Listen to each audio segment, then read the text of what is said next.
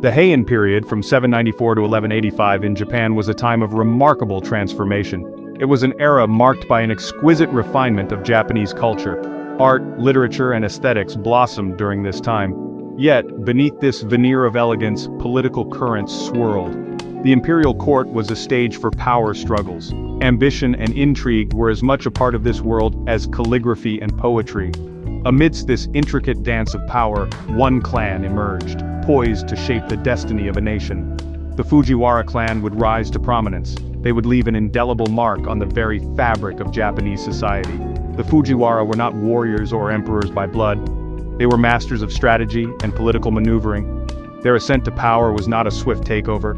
It was a calculated and patient game. They understood the power of influence. They knew that true control lay in shaping the very heart of the imperial court.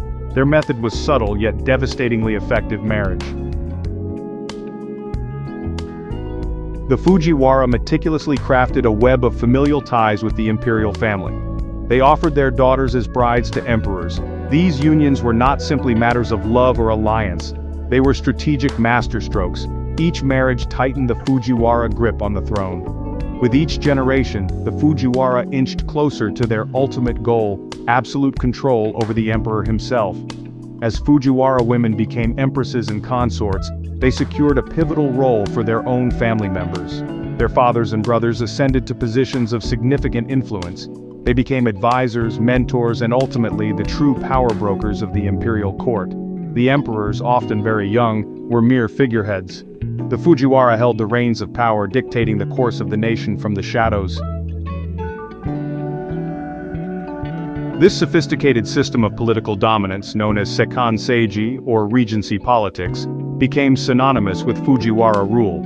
The Fujiwara patriarchs, holding the titles of Seisho or regent and Kanpaku or chief advisor, governed in the name of the emperor. They controlled court appointments, influenced imperial edicts, and dictated government policy. Their power was absolute, yet exercised with a calculated subtlety that belied its true extent. This era of Fujiwara dominance, however, was not simply a time of political maneuvering. It was a golden age for Japanese culture.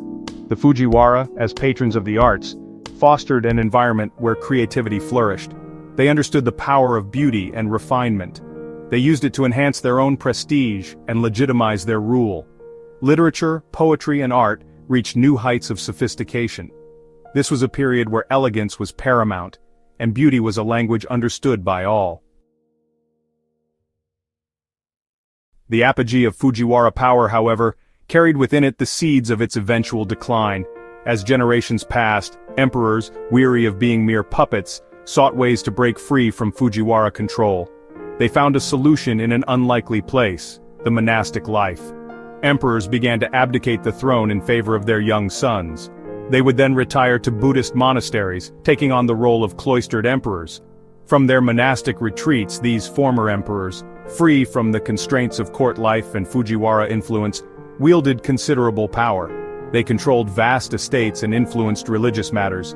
The rise of cloistered emperors marked a turning point. The Fujiwara grip on power, once absolute, began to weaken.